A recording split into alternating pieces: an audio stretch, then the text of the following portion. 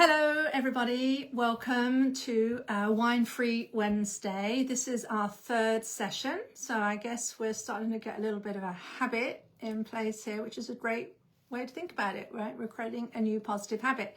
I'm Anna Charles, I'm the Drink Less Coach, and I will come to you every Wednesday just for 15 minutes to give you some tips, to talk about drinking less. And I am not about willpowering your way through being alcohol free, but I just want to offer, this could be a great opportunity if you were to follow along, that you just would decide that Wednesdays are going to be alcohol free, right? We're just going to make Wednesdays wine free, and we're going to try and do that every week, and we're going to be learning. Now, as I say, this is really a moment to pause, reflect. It's just a brief dose of goodness. I will say Facebook has changed the way they do and record live videos. They only stay up for a month, I think it is. So you might see me repost these. I have to repost them into the feed otherwise they would just get deleted. So if you see them a couple of times in the feed, that's why. And if you're on here right now, if you want to ask me questions, I'll answer. And if you're watching the replay, please put a comment, drop a comment below, and I will answer. I answer everything. I love hearing from people. Okay, so like I said, the last couple of times, the way I see, my file here, the way I see success when we want to tackle drinking less, it's built around 4 pillars. This is really important. This is not just a case of we're not just going to drink, we're not just going to say no. It's around mindsets, around understanding our thoughts and the belief that change is possible. I really, want to start there. And week 1, we spent some time talking about mindset. Skills is the other pillar, right? Practical. There's practical tips, tools, tactics you can use that if you put in place, they are going to help you. The third pillar, we're going to address this today, is purpose, right? This is thinking about what's going on behind why we drink. And then fourthly, this is really important too, this is about adopting and bringing on an identity of somebody who doesn't overdrink, somebody who drinks less, somebody who doesn't drink at all, whatever it is that you want to have, right? And those 4 things together are really, really powerful. We don't get 4, well, we get chairs. We talk about 3-legged stools. This is like having a really solid chair that you're sitting on, right? It's not wobbly at all. So today we're going to be talking about purpose. Right, what does that mean? What does purpose have to do with drinking less? And honestly, this is often forgotten, right? Obviously, I live in the world of alcohol and drinking less, and there's a lot of stuff about cravings and tactics and other people and rules and willpower and what do I say, right? All these things. And the purpose piece is often skipped. But here's the truth. I truly believe that you cannot learn to drink sustainably in a different way without understanding why you were drinking in the first place. And I'm not just talking surface level where we say, oh, I'm so stressed, or I always have, or it's just what my family does, right? These are all just stories. We want to dig below. And I see this with a lot of clients. So when they first come to me, many people are on their 15th, or counting, attempt at changing here. And this is fun, actually, because it means they get to finally do it, and they get for this to be their last. And some people, when they come to me, they feel that they haven't really got very far. They might have been trying all these things, but like, really, Anna, nothing has worked. And they're kind of like a blank canvas, which is a lot of fun. Others come and they think they're further along, right? They're kind of doing some of the things, but when we get down to it, they're actually quite confused. I see this a lot where we say, look, I'm doing the things, Anna. I am trying not to fight the cravings. I'm slowing it down. I'm having the water. I'm tracking my drinks, right? I'm trying really hard to say no, but none of that's working because they have an undercurrent underneath of stories where I just really don't know why I'm doing all these things, and I still don't know why I'm over drinking. And that can lead to a very squirrely, confused place, because we feel very conflicted. I'm doing the things, but it's not working. And that's a perfect example where you can be taking all the action, but if you're not believing or understanding or really directing your brain, you might not get to your destination. And this is where purpose comes in. And not in some lofty way of, oh, I want to find my calling, or, you know, this is for the good of humankind. Not even, frankly, that this is good for your health. This can be a good reason, but I find in the moment that often doesn't serve. But it's more things like, in a really grounded, everyday way. What are you really hoping this drink is going to give you? Like, genuinely, what are you hoping, and what do you think that drink is going to give you? What need is this drink trying to meet? Right? We are outsourcing our needs to this glass of wine. What emotion are you trying to move away from, not feel, or are you trying to soothe? Right? These are much bigger questions that are coming into play over and above, I just like the taste. We were not put on this earth to drink wine and do email. Right? I love this. I love thinking about it in these terms. There is something deeper that we want. And purpose comes into that. And in terms of understanding that we do not need alcohol to achieve that or to access that. Maybe, for instance, you want to feel just peace and gratitude around having your family. Right? Just that's what we want. Right? We want to learn that alcohol is not the way that we achieve that and that we access it. And actually, frankly, we do not need it. So let's talk about this. You might have, people sometimes have this core thing about I deserve it, right? I want a reward. That's kind of like the reason behind, you know, why I want to have this. And maybe once upon a time, drinking the wine did feel like a reward, but now it just feels automatic, right? We get to that point where it's just something I do. It's kind of like to see like a salary and a bonus, right? If you're in a job where you get paid a salary, a lot of people in sales have this, and then you get this commission payment, a bonus if things happen really, you know, if the company does really well. Well, what can happen is if you have bonuses year after year after year after year, and I had this with my team when I used to run a huge team, people would start to expect the bonus, and they kind of build the bonus into their salary, right? So it stopped being a bonus. And then when, you know, if the company didn't do well and we didn't have the bonus, all hell broke loose, basically. So I want you to consider that. If a glass of wine used to be the reward, maybe once upon a time, you think, yeah, I did a good job. You go, girl, you did that well. But now you build that in, right? It is no longer actually a reward, even if we call it that. And here's the kicker. What that actually is signifying is something far deeper than that. So what is it for you? Is it relief? I hear relief a lot, right? It gives me a sense of relief. It is permission to stop.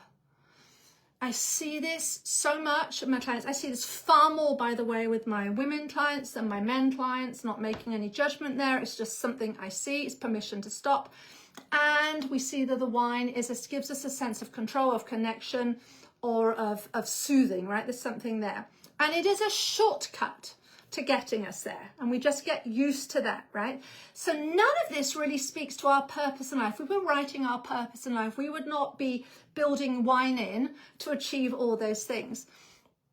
And here's the really hard piece about this, I think, really why this matters, is if this is a shortcut we have to feeling all those things, what happens when that shortcut stops working, right? And we think, okay, so the one glass is not doing it for me. This is when we start to daily drink. This is when we start to drink more, because it's just not doing it, because it's so normalized, right? Like the bonus becomes the salary. It's just what I expect. It's just what I do. I got to have more.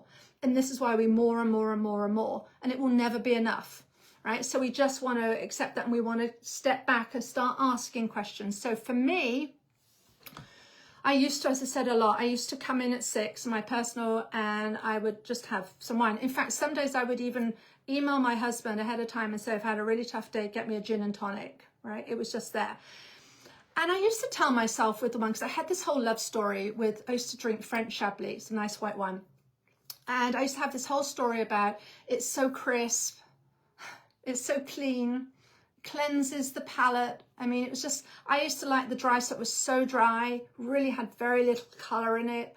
And I had this whole story around that I liked the flavor, but I really didn't. It was about being quiet, being peace, being, oh, I'm not at work anymore. I don't have these hundreds, I'm not responsible for these hundreds of people anymore. And once I saw that, I could start meeting that need in other ways. So I want you to think about this. What did your go-to drink give you? And does it still give you that? Right? So what is the sense? What is the feeling? What is the experience? What is the emotion that you have from your drink that it gives you? If anybody wants to comment on that, I'm not sure, I think I can see here. If anyone wants to comment, totally fine. And if you're watching this in the replay, comment for me, what emotion, that drink would be giving you. Because here is the thing. When we look to a drink to give us that experience, that emotion, whatever that might be, we just get better at using that shortcut to get that emotion. We stop asking, actually, what am I needing? We just make that default, and we stop asking, how else could I get this? What else is my purpose here? What am I seeking? We stop all intention. It's like we check out. I talk about this a lot. It's like we're an iPhone. It's like we check out because we're just in the ruts, right? And we're just in the structure of the habit.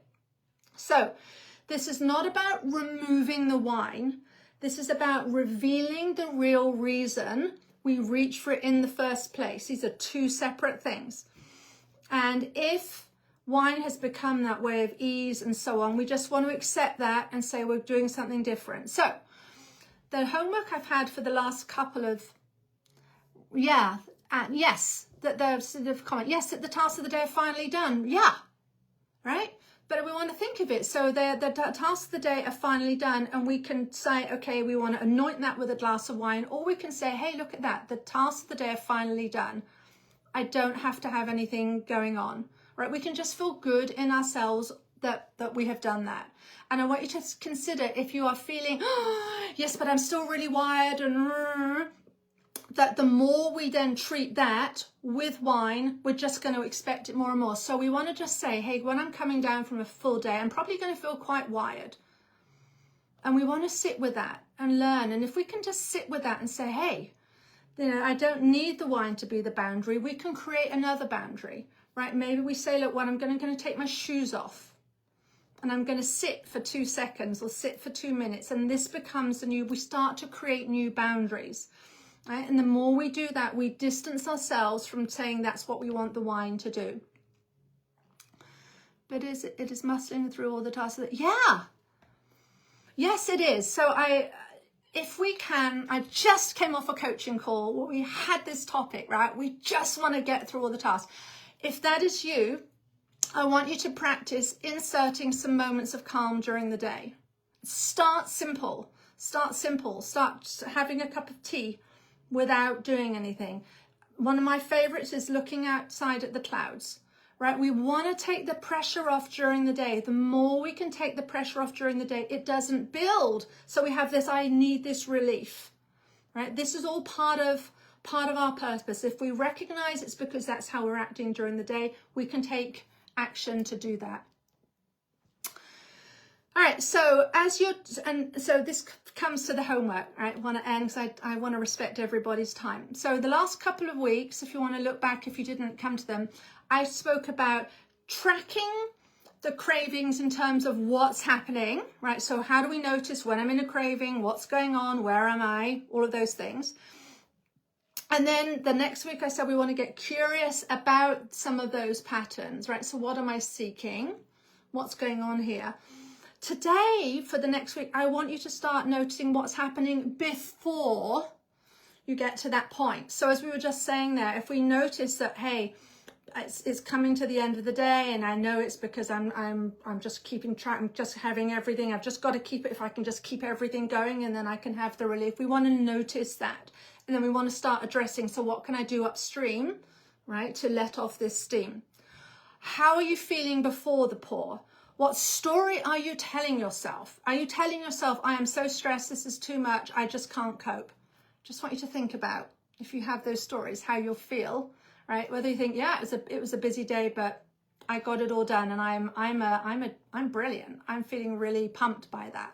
Very different emotions, same circumstance. And ask yourself, what are you hoping the glass will change? right? And what are we looking for? Because once we know what we're looking for it for, we know that's what we're seeking, and then we can find other ways to do that. We are human, right? We want to feel peaceful in the evening, and we can achieve that without the drinking. See if I've got anything else going on. No, I think that's it. So that was it for this week. And if you do find you are very specifically using wine as a way to wind down, I just today launched something new. It's a new intro. It's like a practical bundle of tools. It's called my Wine-Free Wind Down Kit. I'll drop the link beneath in the show notes. And this is to help you. It's like a practical tools way to end the day and move out of this reward. And I need the wine to unwind. I'm introducing it at a really low price because I want this to be very accessible to people. So that will be there. I will be dropping that below. But if anybody has any other questions, comments on this, and you want to drop them in, I will answer them. As it is, I'm 2 minutes over, so I'm going to respect everybody's time. And again, let's make today wine free. And tell me your experiences. Drop in your experiences of if you don't normally do wine-free days during the week and we're just going to make Wednesday. How hard is it? What are you finding? What are you noticing? Again, by employing these tools I'm teaching you here, by thinking ahead, how am I feeling?